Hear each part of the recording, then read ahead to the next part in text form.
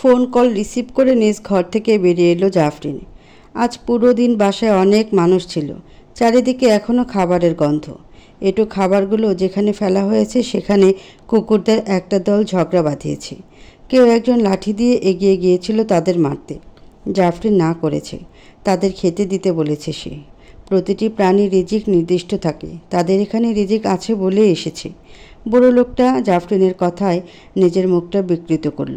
মনে মনে বিচ্ছিরি রকমের গালি দিয়ে সে মনে মনে বলল, বাপ মরছে কয়দিন তো, তাই এত আল্লাহ আল্লাহ করতেছস? কুত্তার প্রতিও দরদ দেখাইতেছস? যৌবন যখন টান দিব তখন কুত্তার প্রতিও মায়া ফোরাবো। জাফরিন বুঝতে পারল লোকটা তার কথাতে নারাজ।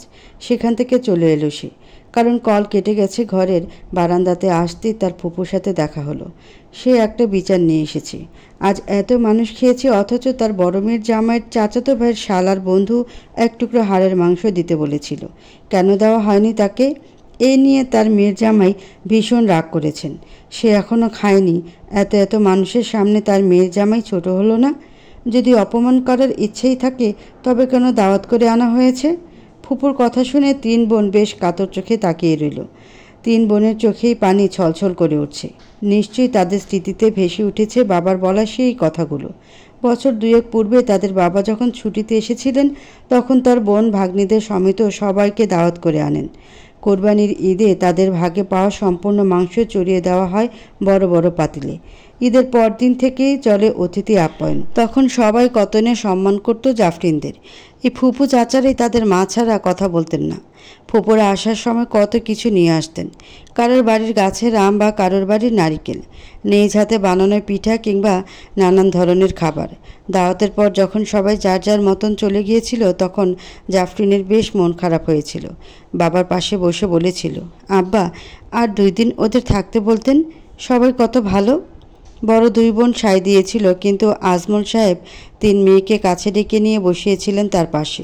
হাসতে হাসতে বলেছিলেন, তোমাদের 3 বোনের দরদ ততদিন যতদিন আমি জীবিত আছি।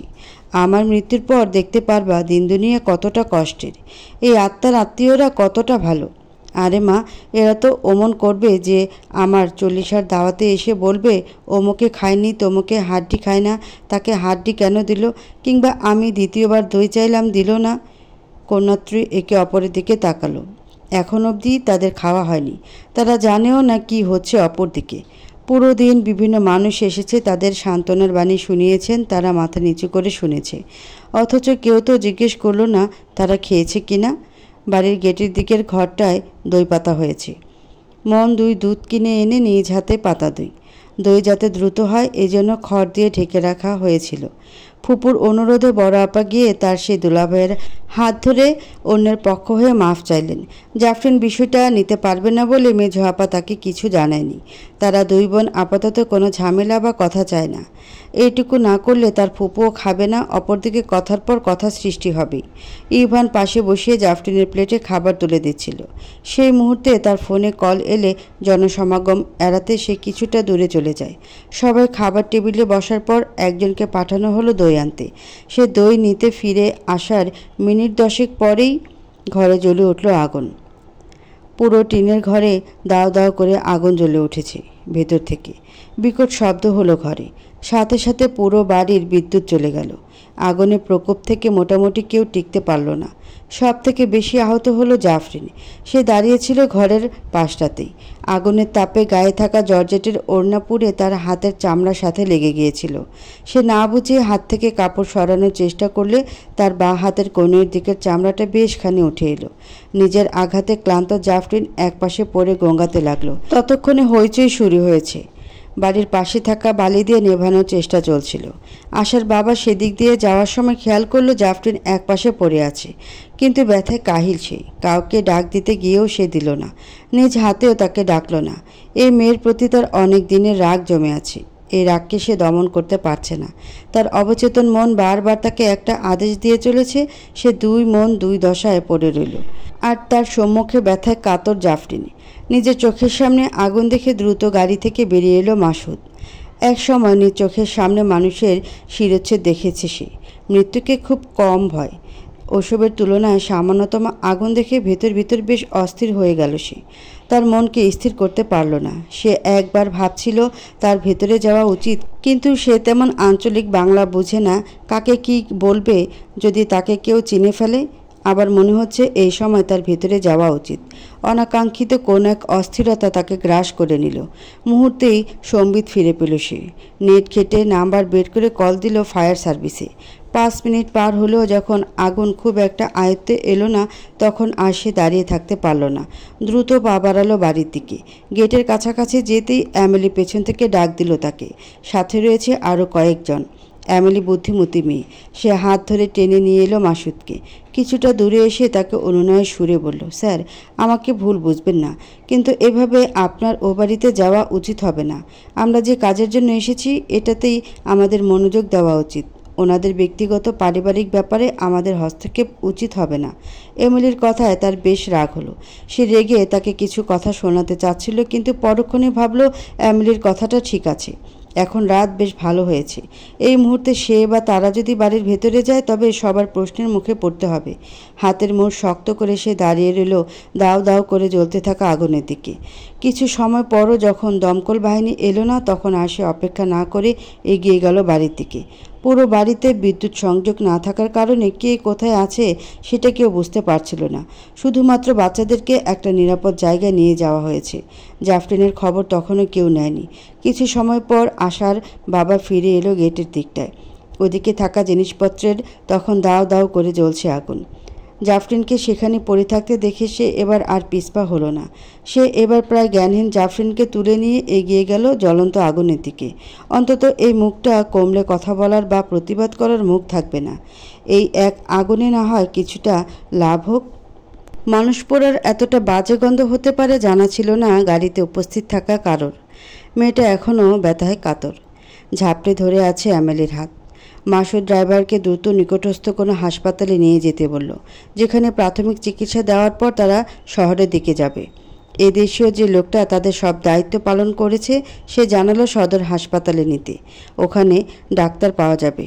কিন্তু ওটা তো উল্টো পথে। মাসুদ কোনো কিছু তোয়াক্কা না করে বলল গাড়ি ঘোরাতে।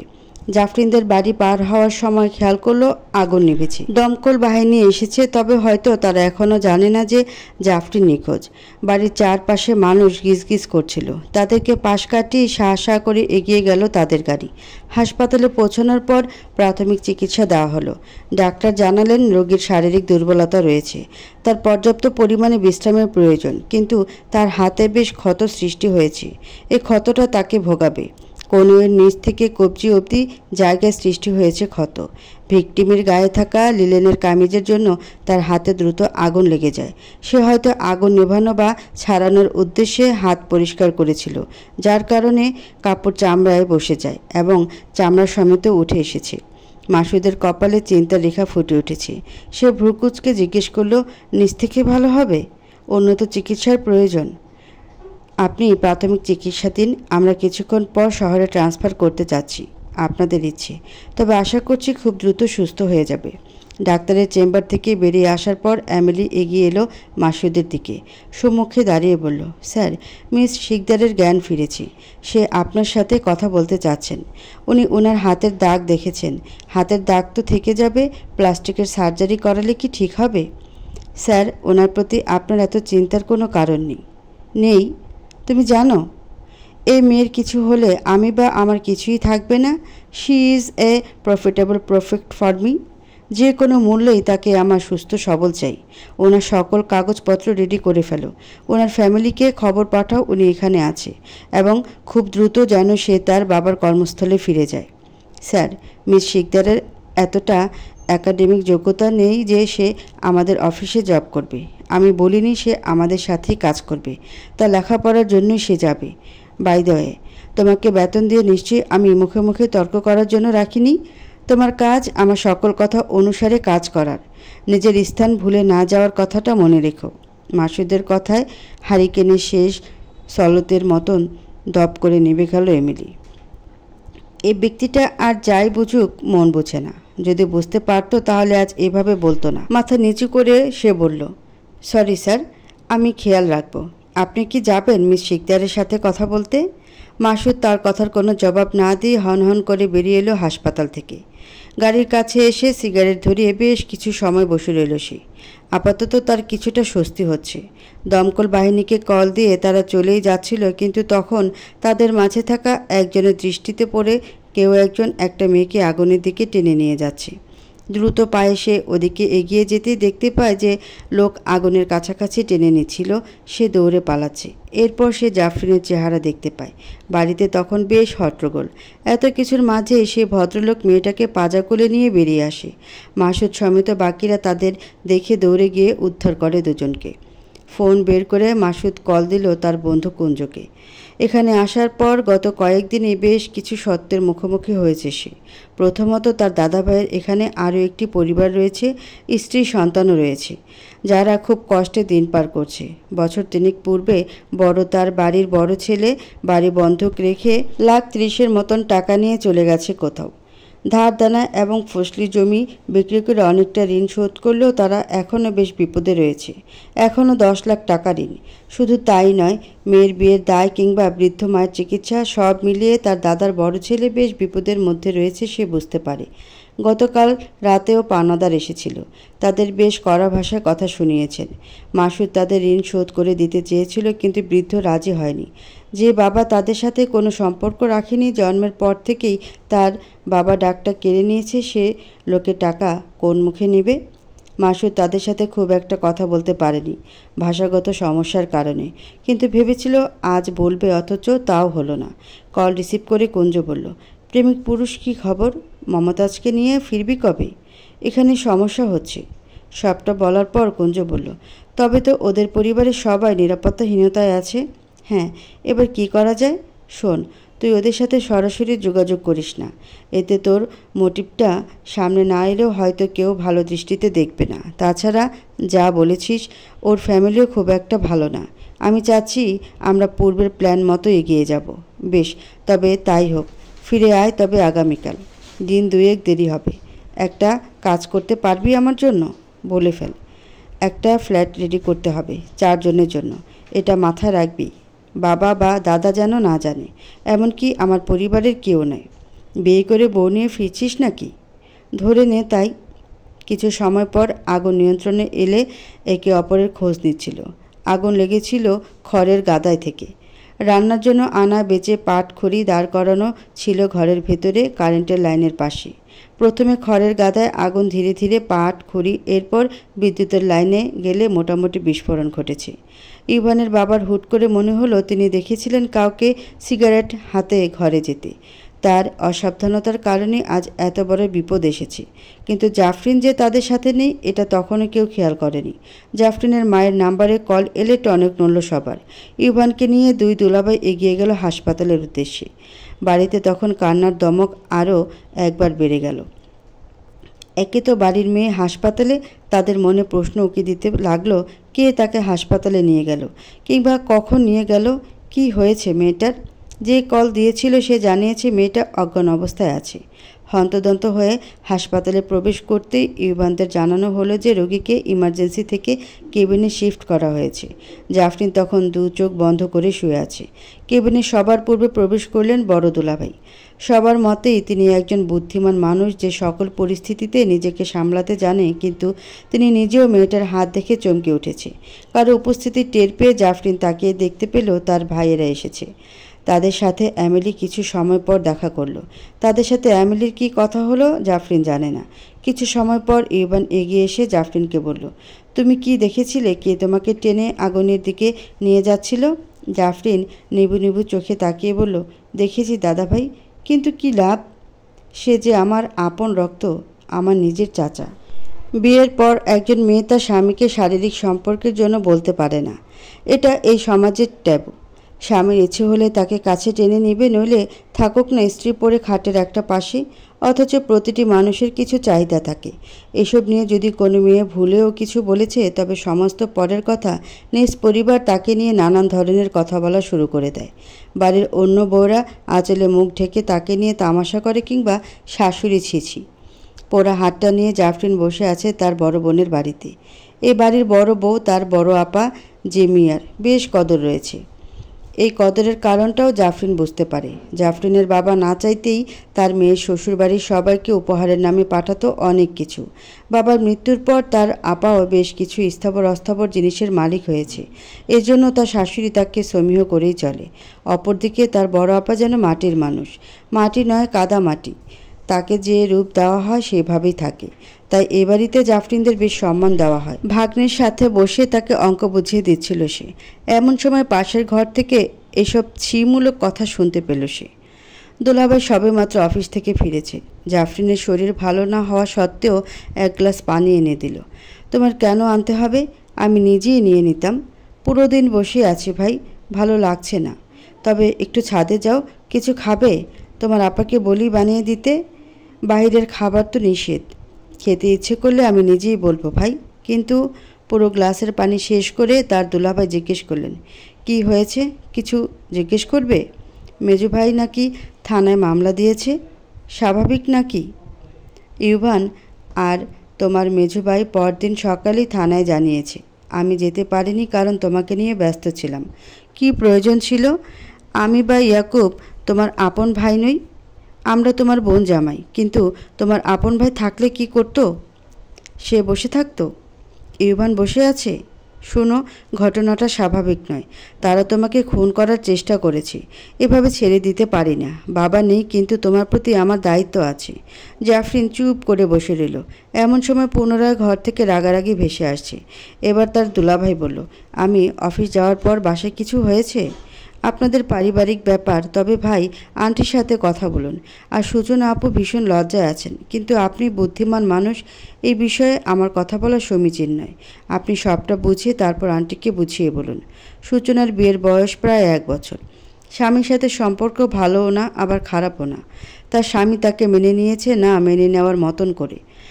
একজন স্ত্রী সকল চাহিদার কথা তার স্বামীর কাছে বলবে, কিন্তু এটা বলাই যেন তার কাল হয়ে দাঁড়িয়েছে। তার স্বামী সকালবেলা মায়ের কাছে এসে বলল তার স্ত্রীর চাহিদা একটু বেশি। ব্যাস, এটা নিয়ে আজ তাদের বাড়ি দফায় দফায় মিটিং বসছে। ঘটনা এ অবধি সীমাবদ্ধ থাকলে কথা ছিল, কিন্তু বাড়াবাড়ি হলো যখন সূচনার বাবার বাড়িতে জানানো হলো এবং জরুরি তরফে ডেকে আনা হলো তাদের। উল্লেখ্য, সূচনার বিয়ের পূর্বে প্রেমের সম্পর্ক ছিল। তার স্বামীর ধারণা নিশ্চয়ই প্রেমিকের সাথেও তার সম্পর্ক ছিল। নিজ ঘরে মাথা নিচু করে বসে আছে মেয়েটা। এতটা লজ্জা! তার এই মুহূর্তে মরে যেতে ইচ্ছে করছে। যখন পাশের ঘর থেকে বারবার ভেসে আসছে, এতটা শরীরের ক্ষুধা তো রাস্তা নেমে গেলেই পারে। সূচনা সহ্যের সীমা অতিক্রম করে গেল যখন তার বাবা এবং মা চলে যাওয়ার আগে তার সাথে একটা বার কথা অবধি বলল না। রাত যত গভীর হলো আলোচনা ততই বাড়তে লাগলো। কেউ পক্ষে আবার কেউ বিপক্ষে কথা বলেই চলেছে। তার স্বামী রুমে এসে তাকে একবার তাকিয়ে দেখলো মাত্র। হাসতে হাসতে বিছানায় উঠে বসে বলল, তোমার এই বাড়িতে থাকার সময় শেষ হয়ে এলো। আমার সংসার জিনিসটাই ভালো লাগে না। মাকে আগে বলেছিলাম বিয়ে দিও না, দিল। এবার তারাই বুঝুক। তুমি চলে যাওয়ার পর অন্তত আর জোর করতে পারবে না। সূচনা অবুঝ চোখে তাকিয়ে রইল বাইরের দিকে। গভীর রাতে তার মায়ের ফোনে কল দিয়ে বলল, আমাকে নিয়ে গেলে না মা? বিয়ে দিয়েছি নিয়ে আসার জন্য? ওরা যে আমাকে অসম্মান করছে। মা, আমাকে নিয়ে যাও। অসম্মানের কথা বলেছ তাই করছে? মেয়ে হয়ে কে এসব বলে? শরীরের ক্ষুধা এত কেন তোমার? শেষ অবধি তুমিও কেন বুঝতে পারছো না সে আমার স্বামী? আমি শুধু... লজ্জা করো সূচনা, তুমি তোমার মায়ের সাথে কথা বলছো। মা, আমাকে নিয়ে যাও, পায়ে ধরছি, আমি পারছি না এসব নিতে। মায়ের শেষ কথাটা স্পষ্ট শোনা গেল না। তার বাবা নিশ্চয়ই কল কেটে দিয়েছে মায়ের হাত থেকে ফোন নিয়ে। সূচনা সে অবুঝ দৃষ্টিতে বাইরের দিকেই তাকিয়ে রইল, একটি নতুন ভোরের আশায়। নতুন ভোর আসবে তো? নিজ বিছানায় বারবার এপাশ ওপাশ করছে জাফরিন। একটা স্পর্শ যেন তাকে চূর্ণ বিচূর্ণ করে দিয়েছে, কিন্তু তার স্পষ্ট কিছুই মনে নেই। তার মনে আছে কালো শার্টের আড়ালে শুভ্র একটা বক্ষ, যেখানে হৃৎপিণ্ডটার স্পন্দন খুব দ্রুত। এক হাতে সে নিজেই জাফরিনের মাথাটা শক্ত করে চেপে ধরে রেখেছে তার বুকের সাথে, অন্য হাত দিয়ে তাকে আগলে রেখেছে আর বলছিল, fast fast, do it fast bloody bullshit, do it fast. নিজের ঠোঁট কামড়ে সেই পুরুষের কথাটা ভাবছিল জাফরিন। জ্ঞান ফেরার পর সে দেখেনি কে নিয়ে এসেছিল তাকে, কিন্তু তার শরীরের গন্ধ যেন লেগেছিল তার চোখে মুখে কিংবা চুলে। জাফরিনের বেশ ইচ্ছে করছে তাকে দেখতে, কিন্তু যারা তাকে হাসপাতালে নিয়ে এসেছিল তারা জানিয়েছে এমন কেউই ছিল না। তবে কি সবটা ছিল তার জল্পনা কল্পনা? শত শত চিন্তার মাঝে সেই ব্যক্তিটার কথা মনে হলে বেশ শান্তি শান্তি লাগছে তার। ফোনের দিকে তাকাতেই দেখতে পেল তার মেল এসেছে। স্পেনে যাওয়ার প্রস্তুতি শুরু হয়েছে। আগামী কয়েকদিনের মাঝেই তাকে চলে যেতে হবে। মেল দেখার পরেই তার চোয়াল শক্ত হয়ে গেল। নিজের ক্ষণিকের আবেগ ভুলে সে প্রস্তুতি নেওয়ার পরিকল্পনা শুরু করলো। তার বাবার মৃত্যু কখনই স্বাভাবিক ছিল না। আবার মনে করিয়ে দিল বাবার লাশ কিংবা মায়ের সাদা শাড়িতে মুখ। সে বিড়বিড় করে বলল, ক্ষমা যতই মহৎগুণ হোক না কেন, আমি তো প্রতিশোধ নিতেই পছন্দ করব। একই সময়ে মেলটা এসেছে মাসুদের কাছেও। সে নিজের মেলটা চেক করে স্মিথ হাসল। আয়নার সামনে দাঁড়িয়ে শার্টের দুটো বোতাম খুলল। বুকের বাঁ পাশের দুটো আঁচড় চিহ্নে মৃদু আঘাত করে বলল, দাদা বলে দেবদাসের দেওয়া আঘাত নাকি পারও শুকাতে দিত না। আমি কি তবে সে পথে হাঁটছি? তুমি আমার হয়েও হবে না, এটা পূর্ব নির্ধারিত। তবুও না হয় এভাবেই তোমার স্পর্শ আমার সাথে থাকবে মিস জাফরিন। অপেক্ষায় রইলাম তোমার প্রতিশোধের। ভোরের আলো সবেমাত্র ফুটতে শুরু করেছে, কিন্তু লাশের নিচ থেকে বেয়ে আসা রক্তের ধারা জমে গেছে। সূচনা আত্মহত্যা করেছে ছাদ থেকে লাফ দিয়ে। তার লাশ পড়ে আছে গেটের কাছে। খবরটা পেয়েই বড় আপার শাশুড়ি আপার হাত ধরে বললেন, বৌমা, তুমি আমাকে কথা দাও, তোমার বোনের সাথে আমার বাপের বিয়া দিবা। সূচনার মৃত্যুতে কোনো শোক নেই। সবার মৃত্যুতে শোক মানায় না। সূচনার মৃত্যুটাও তেমন। তার কষ্টের হিসেব তো সে কারোর কাছে চাইতে পারেনি, নিজের জন্য লড়াই করতে পারেনি, অথচ জীবনটা তার নিজের ছিল। তার লাশটা অনাদরে পড়ে আছে গেটের কাছটায়। খবর পেয়ে দ্রুত ছুটে এসেছে লাশের মা বাবা। দুজনে কাছে অঝরে, মেয়েকে ডাকছে। সূচনা, মারে উঠো, কি হয়েছে আমাকে বলো। মারে, এত রাগ করে চলে গেলি, একটাবার আমাকে তোর মনের কষ্ট বলতে পারলি না? কি হলো রে মা? দূর থেকে দাঁড়িয়ে জাফরিন দেখছিল এসব। ইভান এসেছে তার হাতে ড্রেসিং করতে। আজ বিকেলবেলা প্লাস্টিক সার্জনের সাথে অ্যাপয়েন্টমেন্ট রয়েছে। ইদানিং জাফরিন নতুন সমস্যা দেখা দিয়েছে। হুট করে তার প্রচুর ব্যাক পেন হচ্ছে। সে দাঁড়িয়ে বা বসেও থাকতে পারে না, মাঝে মধ্যে হাঁটাহাঁটি করতে হয় তাকে। সে বাড়ির দুয়ারে দাঁড়িয়ে সূচনার লাশের দিকে তাকে ইউভানকে উদ্দেশ্য করে বলল, আমরা সবাই প্রতিবাদী দেখতে পছন্দ করি, তবে কেন প্রতিবাদ করতে পারি না? প্রতিবাদ করলেই কেন বেয়াদব তকমা লাগে? একটা গল্প বললে শুনবে? বলো। এক গ্রামে এক কৃষক রয়েছে। সে বেশ ভালো শাকসবজি চাষ করে। এসবের অধিকাংশ গ্রামবাসীদের দিয়ে দিত। অল্প সংখ্যক সে বাজারে বিক্রি করত, যা দিয়ে নিজের জীবিকা নির্বাহ করত সে। একদিন হুট করেই তার উপর দুর্যোগ নেমে এলো। দুধেল দুটো গাই গরু মরে গেল দিন কয়েকের ব্যবধানে। এর ফলে মানসিক দিক দিয়ে ভেঙে গেল। সারা রাত কান্না করলো। পরদিন সকালবেলা গ্রামবাসীরা সবজি নিতে এসে হাই হাই করলো, সান্ত্বনা দিল, অথচ দিন কয়েক যেতেই পরিবর্তন হতে লাগলো তারা। শুরু থেকে তারা দেখেছে কৃষক ঠান্ডা মেজাজের মানুষ। তাকে কিছু বললেও সে মেনে নেয়, প্রতিবাদ করে না। তাই তাদের যেমন ব্যবহার করতে লাগলো তার সাথে। অসুস্থ বিধ্বস্ত কৃষকের ঘুম দেরিতে ভাঙল চেঁচামেচি শব্দে। কারণ একদিন সে গ্রামবাসীরা কৃষককে দেরিতে ঘুম থেকে ওঠার কারণে বেশ গালিগালাজ করলো। তারা নিজের কাজ ফেলে এখানে এসেছে বিনে পয়সায় দুটো সবজি নিতে। তারা সবজি না নিলে কে নিবে তার এই সবজি? এটা কখনো ভেবে দেখেছে? আর অহংকারী কৃষক কি না তাদের অপমান করছে যারা তার সবজি বিনে পয়সা নিচ্ছে। এতে কৃষক মুখ ফুটে দুটো জবাব দিতেই তার নামের সাথে যুক্ত হয়ে গেল অহংকারী তকমা। সেদিন বিকেলবেলা গ্রামবাসী কথাগুলো কৃষক বেশ মনোযোগ দিয়ে চিন্তা ভাবনা করলো। গ্রামের মানুষ যেন দুটো ভালো খেতে পায়, এই জন্য তাদের যথাসাধ্য চেষ্টা করত সে। আর অপরদিকে এরা তাকেই এসে হুমকি দিয়ে যাচ্ছে, অহংকারী তকমা লাগাচ্ছে। কৃষকের কি হলো সে নিজেই বুঝতে পারল না। পরদিন ভোর হওয়ার পূর্বে সে সকল সবজি তুলে নিয়ে চলে গেল শহরের বাজারে, যেখানে চড়া দামে বিক্রি হয়ে গেল তার সব সবজি। হাতে থাকা টাকাগুলোর দিকে তাকিয়ে সে মনে মনে ভাবল, এতদিন আমি তাদের আপনজন মনে করে নিজের আর্থিকভাবে কতই না কষ্ট করেছি। কেউ জিজ্ঞেস করেনি তার খারাপ সময়ে যে সে কেমন আছে, অথচ সময় মতো নেশে জিনিস না পেলে তাকে কতই না কথা শোনালো। আমি কেন তাদের কথা চিন্তা করব? আমি এবার থেকে নিজের কথাটাই আগে ভাবব। এই পৃথিবীতে স্বার্থপরেরই সুখে থাকে।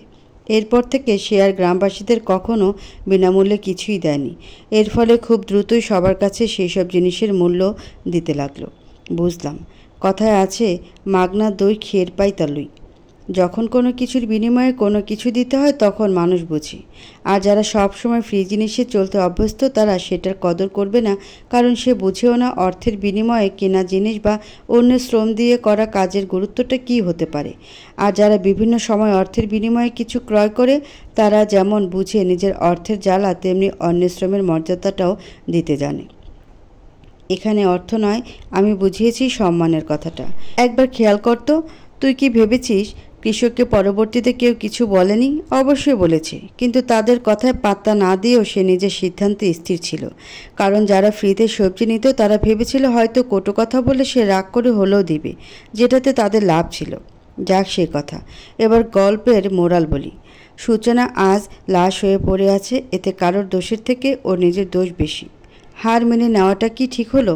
একটু পর পুলিশ আসবে, পোস্টমর্টম হবে, তারপর জানাজা, দাফন, কত কিছু। ওর কি কষ্ট হচ্ছে না? জানি না, তবে ওর মৃত্যুতে এই পরিবারের সবাই সামিল আছে। শোনো মেয়ে, আমি চাই এই লাশ চলে যাওয়ার পর তুমি আজকেই আমার বাপরে বিয়ে করো। তোমার বিয়ে ভাঙছে আর আমার বাপটাও এখন একলা।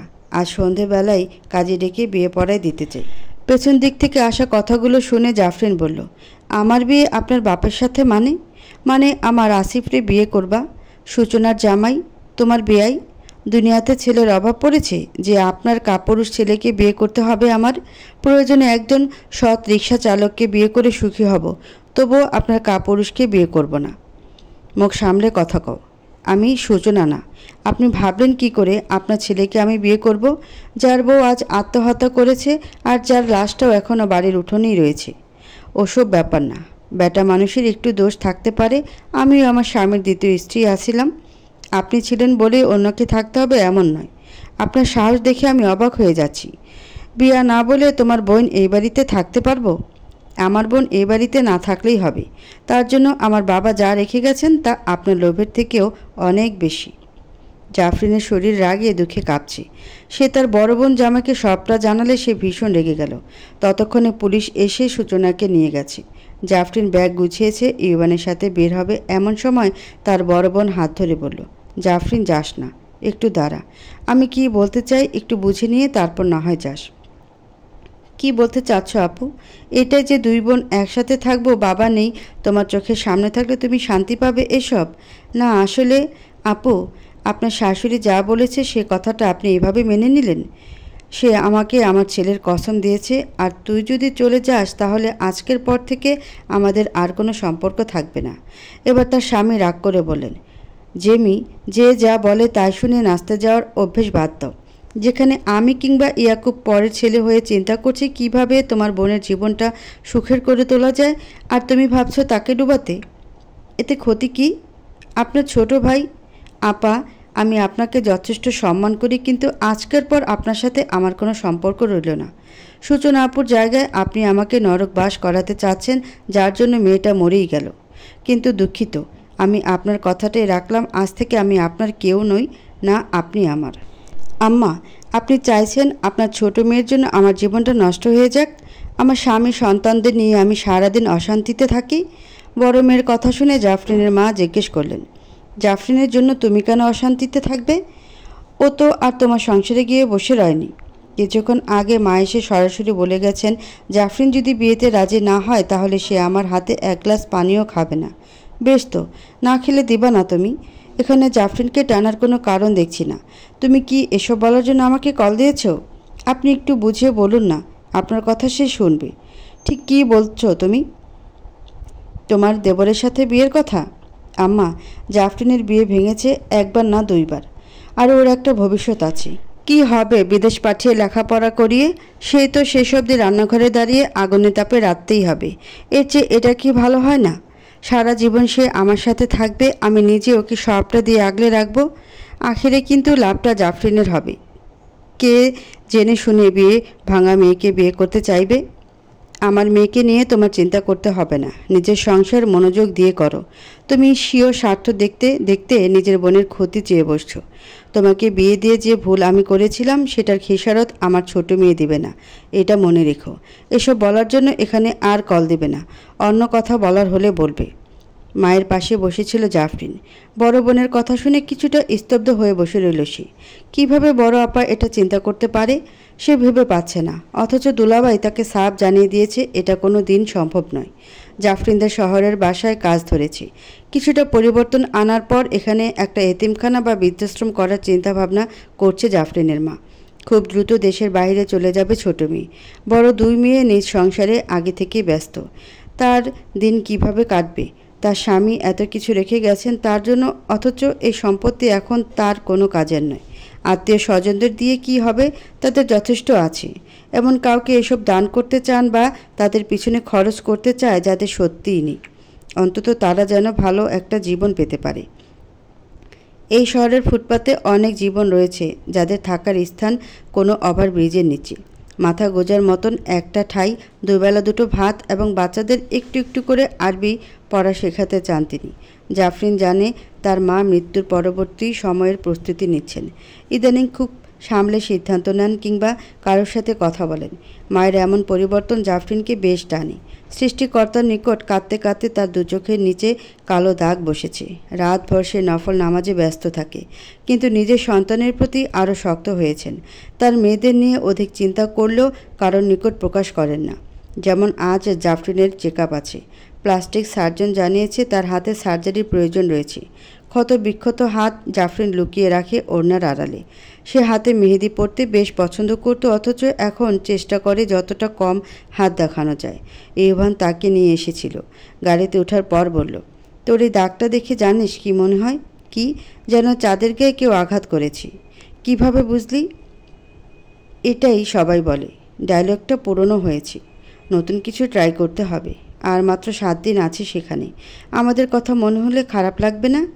লাগবে, না বললে মিথ্যে বলা হবে। কিন্তু কি বলো তো ভাইয়া, এভাবে তো কারোর জন্য কেউ থেমে থাকে না। আজ সব ঠিক থাকলে এই সময় আমি আমার লাইফের বেস্ট সময় কাটাতাম, তাই নয় কি? অথচ দেখো এখন এই ডাক্তার ওই ডাক্তার করতে হচ্ছে। ভাগ্যিস বাবার কোম্পানির লোক ভিসা সংক্রান্ত সব কিছুর ভার নিয়েছে, এজন্য আমাদের একটু স্বস্তি।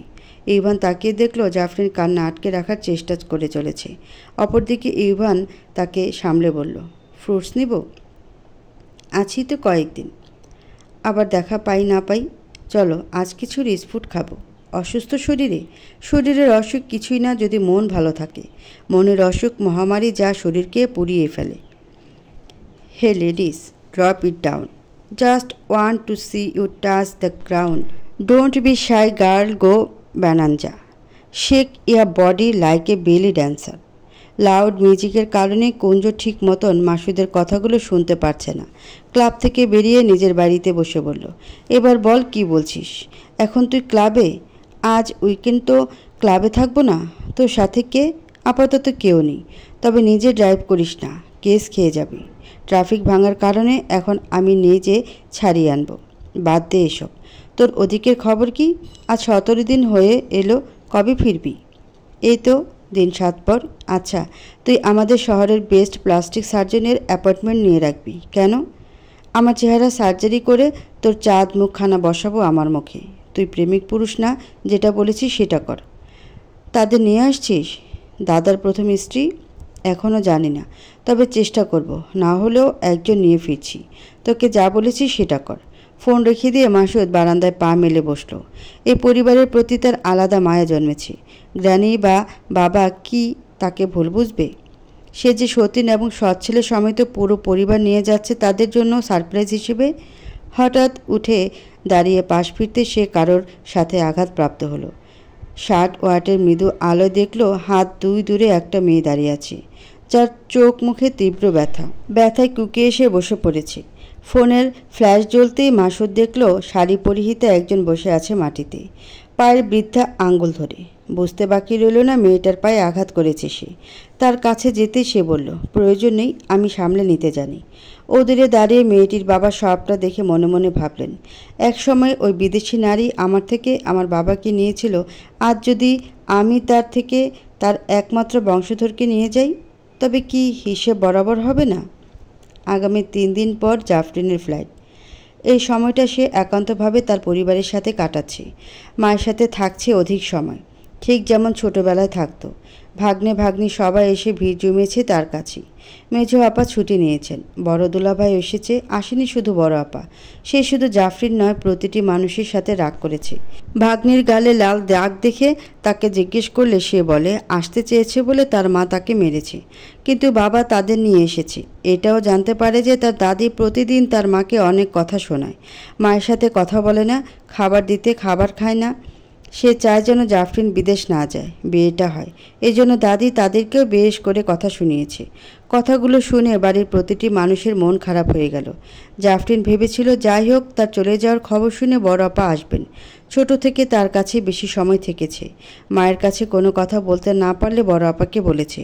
অথচ আজ সে নেই। সামান্য অভিমানে কত দূরের মানুষ হয়ে গেল। মান অভিমান ভুলে জাফরিন নিজেই তাকে কল দিল। কল রিসিভ করে সে বলল, কি জানতে কল দিয়েছিস? আমি বেঁচে আছি না মরে গেছি এটা দেখার জন্য? আপা, আমি আগামী পরশু চলে যাব। যাবি তো আমাকে মরার জন্য রেখে যাবি? সূচনার মতন আমার মরা ছাড়া উপায় থাকবে না। কি হবে বিদেশ গিয়ে? নোংরামি করার খুব দরকার। নিমিষে জাফরিনের মন বিক্ষিপ্ত হয়ে গেল। সে দ্বিগুণ রাগের সাথে জবাব দিল, বেশ, তবে মরেই যান। কথা দিচ্ছি সূচনার পরিবার যে সকল আইনি পদক্ষেপ নেয়নি আমি সব নিব আপনার জন্য, আর এমন সামাজিক কীটগুলোকে শাস্তির ব্যবস্থা করব। জাফরিন চলে যাওয়ার আগের দিন সকালে চূড়ান্ত ঝামেলাটা হলো। সূচনার খুনের ব্যাপারে পুলিশ এসে চার্জ করলো জাফরিনকে। থানায় করা মামলায় প্রধান আসামি হিসেবে দায়ী করা হয়েছে তাকে।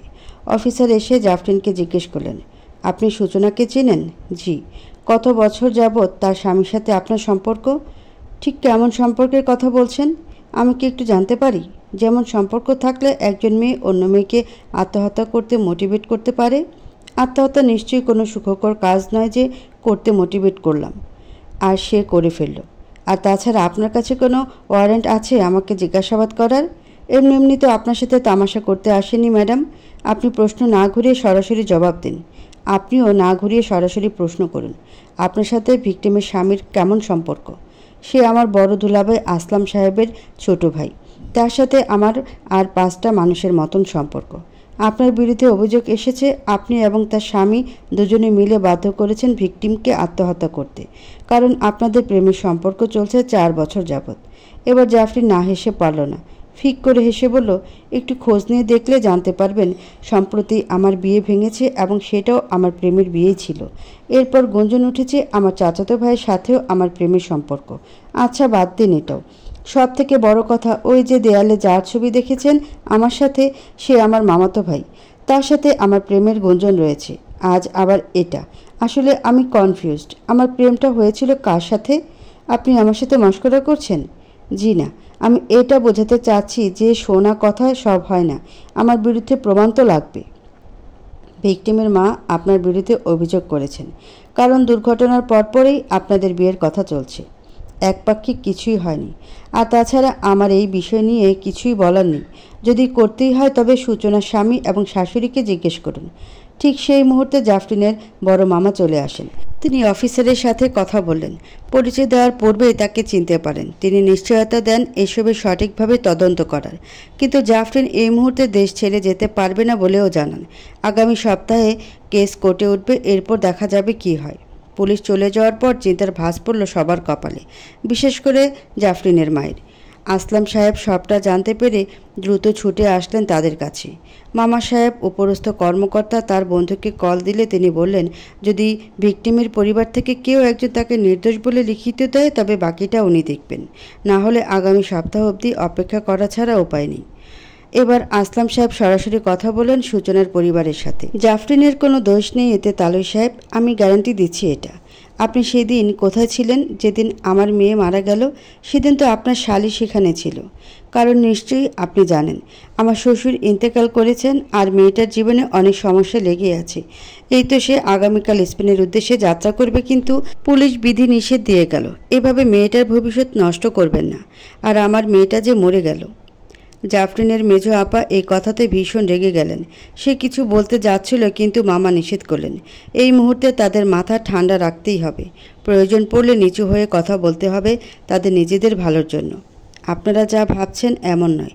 জাফরিনের সাথে আমার কুলাঙ্গার ভাইয়ের কোনো সম্পর্ক নেই।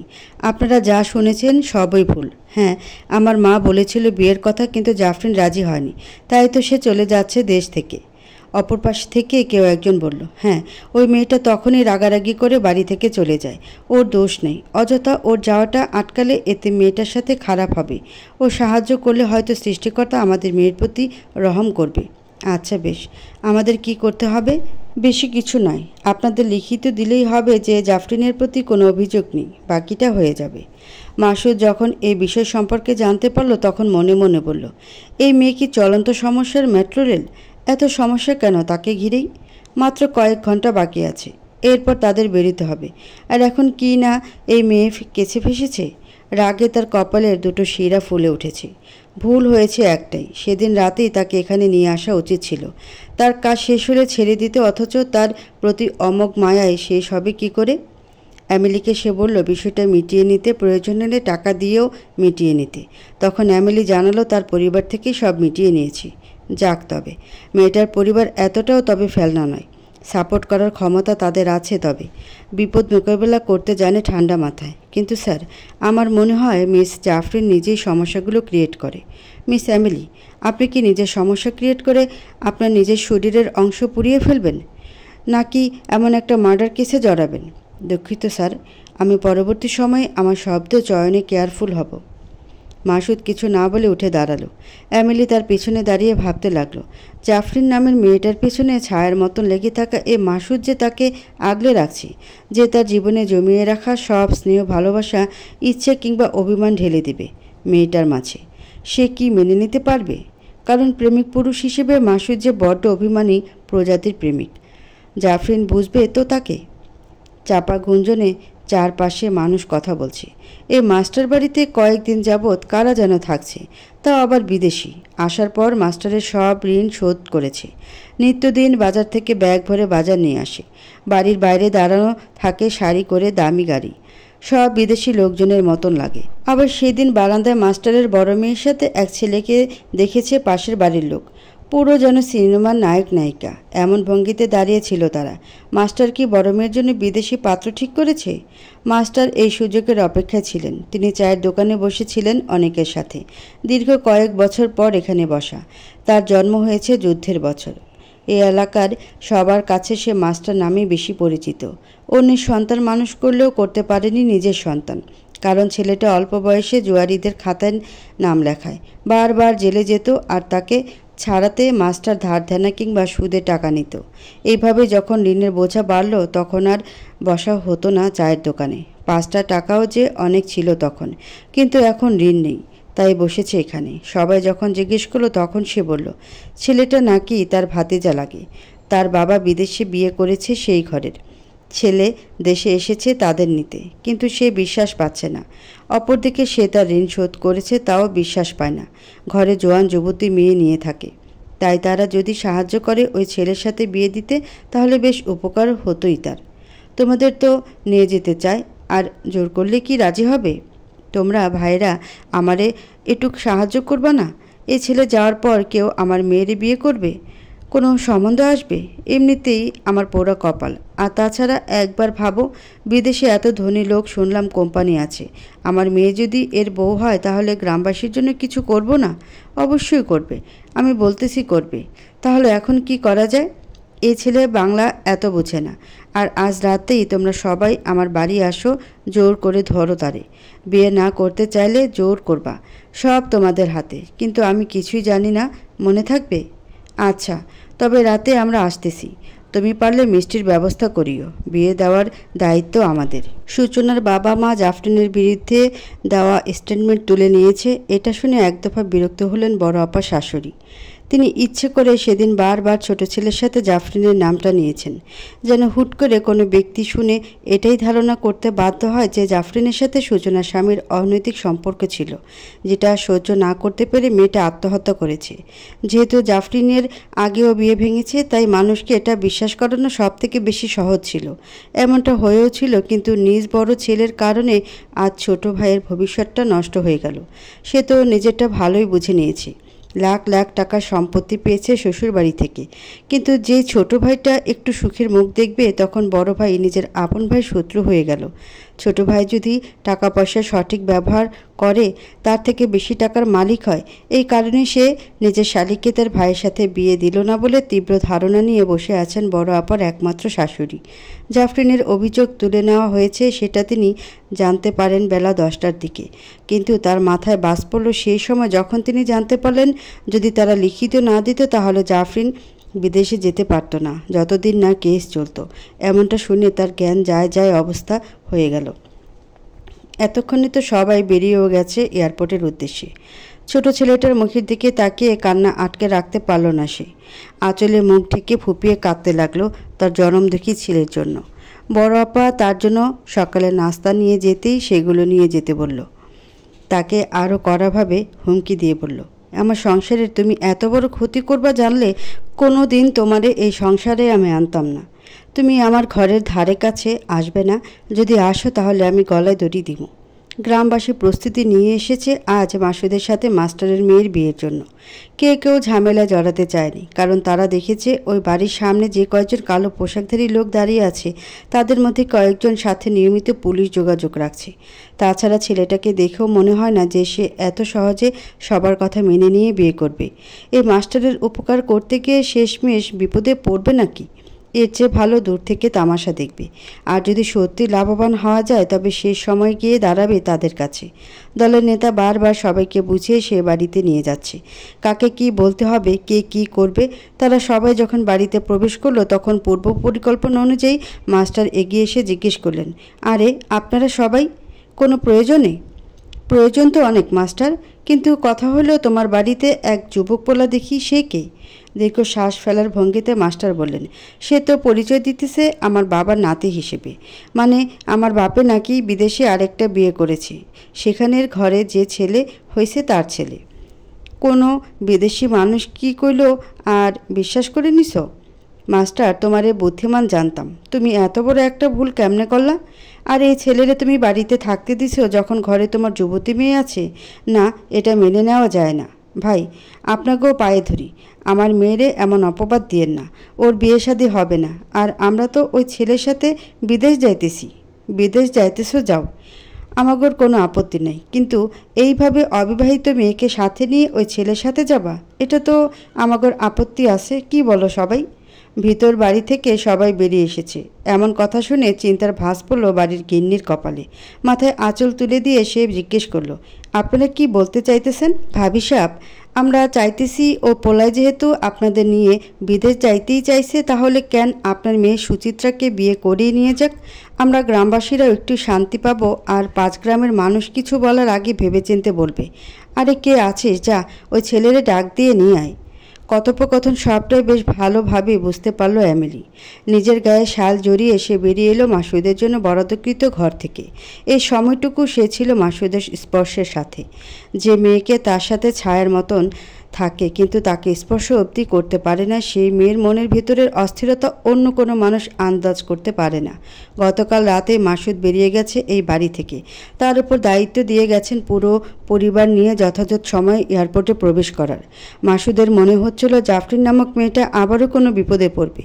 এই সময়টা তার কাছেই থাকাটা শ্রেয়। যে অবধি তাকে নিয়ে স্পেনের মাটিতে না নামছে সে অবধি দ্বিতীয় কোনো ঝুঁকি নিতে চায় না। এমিলি এসে দাঁড়াতেই একদল ফিনফিনে বাতাস এসে লাগলো তার গায়ে। মন খারাপ তীব্র হলো। সামনে দাঁড়িয়ে থাকা প্রতিটি মানুষ চক্রান্ত করে বসেছে মাসুদের বিপক্ষে। জোরে শ্বাস টেনে নিয়ে সামনে এগিয়ে যায় এমিলি। এরপর আদো ভাঙ্গা বাংলা ভাষায় বলল, দুঃখিত, আপনারা স্যারকে পাবেন না। ইতিমধ্যে স্যার বেরিয়ে গেছেন এবং আমাকে বলে গেছেন আমিও যেন খুব দ্রুত আপনাদের নিয়ে রওনা হই। তাই আপনাদের অনুরোধ করব ঘণ্টাখানেক সময়ের মধ্যে তৈরি হয়ে আমাকে জানাতে।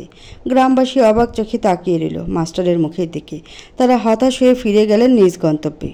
মায়ের বুক থেকে জাফরি নিজেকে ছাড়িয়ে নিয়ে কাঁদতে লাগলো ফুপিয়ে। মেয়েটা আজ মায়ের থেকেও আলাদা হয়ে যাচ্ছে। ভেবেছিল যত রাগ থাকুক না কেন আজ বড় আপা আসবেন, তাকে বুকে জড়িয়ে ধরে বলবে, যাই হয়েছে থাক, মন খারাপ করিস না, আমি তোর ভালো চাই, কিন্তু আমাদের মধ্যে কোনো ভুল বোঝাবুঝি থাকুক এটাও আমি চাই না। ভালোভাবে থাকিস বোন। কিন্তু এমন কোনো কিছুই হলো না। আপা এলেন না তার সাথে দেখা করতে। দুলাভাই এসে জানালেন যে তার আপা আসার সময় তার জন্য আচার পাঠিয়েছেন, কিন্তু জাফরিন জানে আপা এটা পাঠায়নি, দুলাভাই নিজ থেকে নিয়ে এসেছেন। এটা নিয়েও তাদের দুজনের মাঝে তর্ক হয়েছে। মেজো আপা তাকে নতুন একজোড়া দুল দিয়ে বললেন, শোনো বোন, পরদেশে তো আমরা জানি না মানুষ কেমন কি হবে, তুমি সাবধানে থাকবে। অন্য দেশের কালচারের সাথে আমাদের কালচার মিলবে না। আর সব থেকে বড় কথা, নিজের সম্মান নিজেকে বজায় রাখতে হবে। একে একে সবার থেকে বিদায় নেওয়ার পর জাফরিন এগিয়ে গেল ইউভানের দিকে। ইউভান দু হাতে তাকে আগলে নিল। বুকটা আজ তার ভীষণ খালি হয়ে যাবে।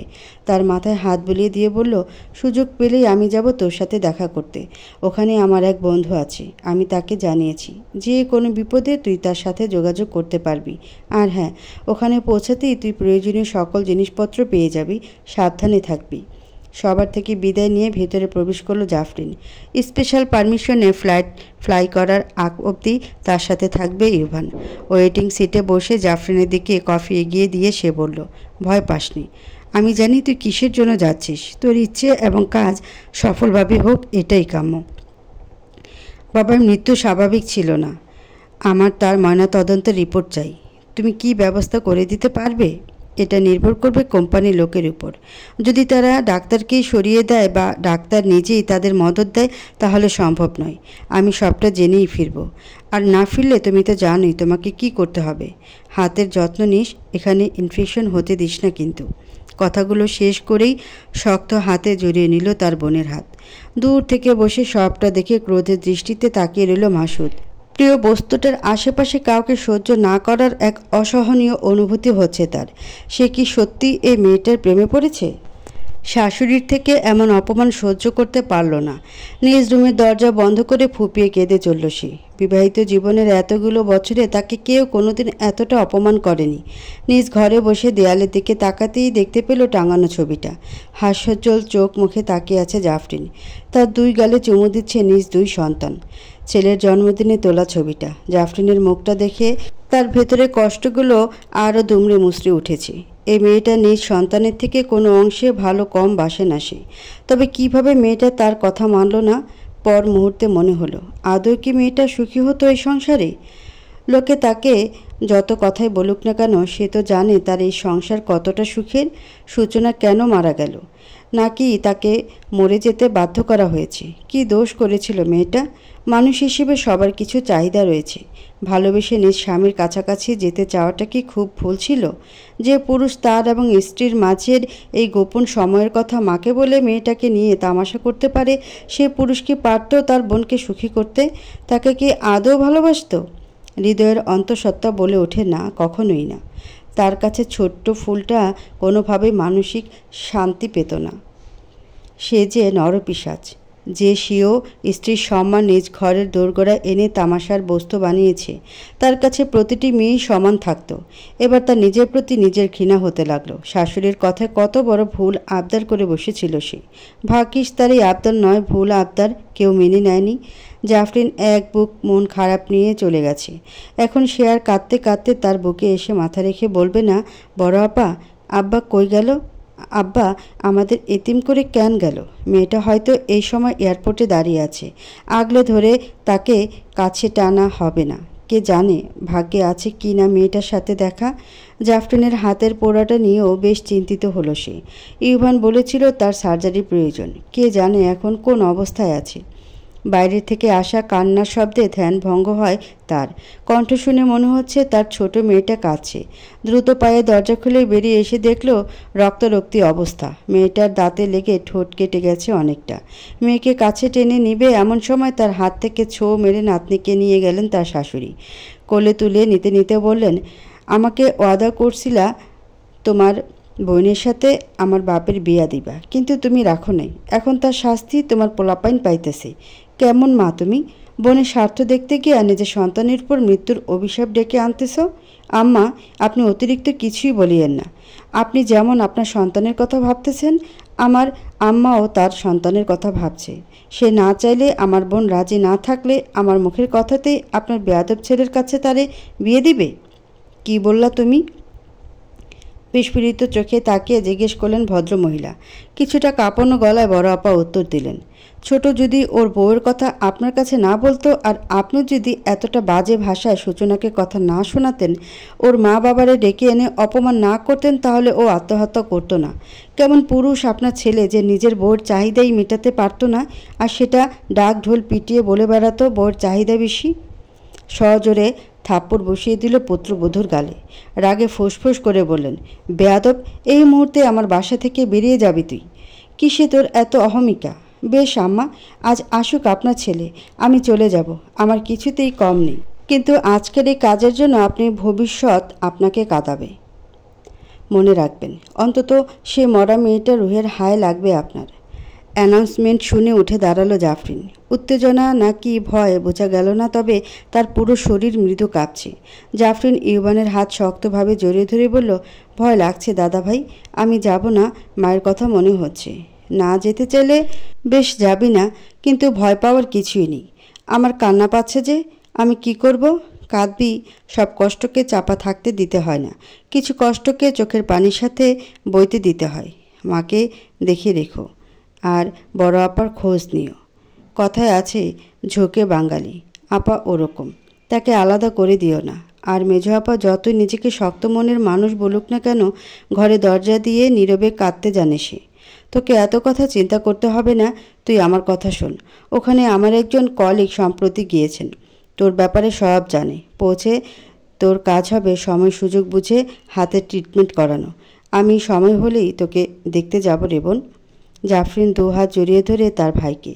আপন ভাই হলেও হয়তো তাকে এতটা আদর যত্ন করতো না যতটা তার মামাতো ভাই তথা ইউভান করেছে। বোনের মাথায় হাত রেখে তার মাথায় চুমু দিয়ে ইউভান বলল, আমার যদি একটা বোন থাকতো, আমি তাকেও তোর মতন আদর করতাম, কিন্তু কি করব বল। দেখলাম যে ছোট কোনো বোন নেই, তখন ফুপুকে বললাম, আর ফুপু তোকে ড্রেন থেকে তুলে এনেছিল। আজকে তো এসব বলো না, আমি চলে যাচ্ছি। এবার সত্যি যা, ওই যে তোর জন্য অপেক্ষা করে আছে সবাই, যা, দেরি করিস না। ইউভানের পাশে দাঁড়িয়ে এমিলি বলল, মিস শিকদার, এবার আমাদের যেতে হবে, অ্যানাউন্সমেন্ট হয়েছে, অনেক সময় হয়ে এলো, দেরি করা যাবে না। জাফরিন এগিয়ে যেতে ইউভান পেছন ফিরল, চোখ দুটো মুছে রোদ চশমা চোখে হাসি মুখে বিদায় দিল বোনকে। সবটাই দূর থেকে দেখল মাসুদ। নিজের রাগটাকে দমন করে এগিয়ে গেল সে। এমনই হাঁটছিল মেয়েটার পাশে পাশে, তার গায়ে এক ধরনের গন্ধ ভেসে আসছে। মাসুদ মাঝে মধ্যে এই গন্ধটার কথা বলেছে ফণী কুঞ্জকে। এই গন্ধটায় নাকি মাদকতা রয়েছে। গত দুদিন পূর্বে সে এটাও এমিলিকে বলেছে, যেন দেশে ফিরেই কোনো একটা কোম্পানির সাথে কোলাবোরেশন করার প্রজেক্ট হাতে নেয়। তারা নতুন একটা পারফিউম আনবে বাজারে, যেটা থাকবে প্রেয়সীকে উৎসর্গ করা যায়। ফার্স্ট ক্লাসের টিকিট বুক করা হয়েছিল তাদের জন্য। জাফরিন প্রবেশ করে দেখতে পেল সেখানে আরও কয়েকজন বাঙালি রয়েছেন, বাকি সিটগুলো পুরোপুরিভাবে ফাঁকা পড়ে আছে। এমিলিকে জিজ্ঞেস করতে সে জানালো তাদের বস এভাবে নিয়ে যেতে বলেছেন। জাফরিন যেন তার পছন্দসই সিটে বসে পড়ে এবং যে কোনো সমস্যা হলে তাকে জানানোর জন্য। এটা ছিল জাফরিনের প্রথম প্লেনে ওঠা। সে খেয়াল করলো তার শরীর ধীরে ধীরে খারাপ হচ্ছে। ভয় আতঙ্কে মাথাটা বেশ ঝিম ধরে এলো। সে আস্তে ধীরে গায়ে এলিয়ে দিল সিটটাতে। দু চোখ বন্ধ করে মনে মনে প্রার্থনা করতে লাগলো। তার ভয় কেটে গেল যখন একটা হাতের স্পর্শ পেল নিজের হাতে। চোখ মিলিয়ে তাকিয়ে দেখল একটা ভরসার হাত ধরে আছে তার দুটো হাত। উষ্ণ স্পর্শ, ভরসার দৃষ্টিতে তার ভয়টা উবে গেল মুহূর্তেই।